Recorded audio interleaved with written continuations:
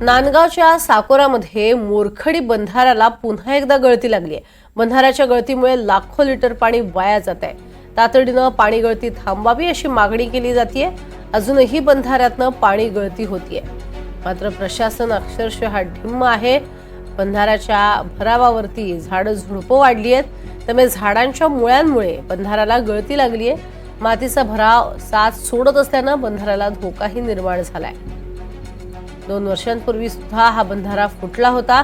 प्रशासनानं तातडीनं या बंधाऱ्याची दुरुस्ती करावी अशी मागणी ग्रामस्थांनी केली आहे। अधिक माहिती घेऊया, निलेश वाघ आमचे प्रतिनिधी आपल्या सोबत आहेत। निलेश, कधीपासून ही मागणी जोर धरतीये आणि हा प्रकार पाणी गळतीचा केव्हापासून होतोय, मात्र प्रशासनाचं लक्ष नाहीये?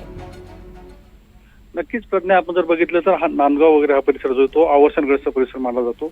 या भागात आधीच पर्जन्यमान जे ते कमी आहे आणि नंतरच्या काळात जो पाऊस पडला त्यामुळे हा बंधारा भरला आणि त्या बंधाऱ्यातून जी आता त्याच्या भरावामधून गळती व्हायला सुरुवात झाली।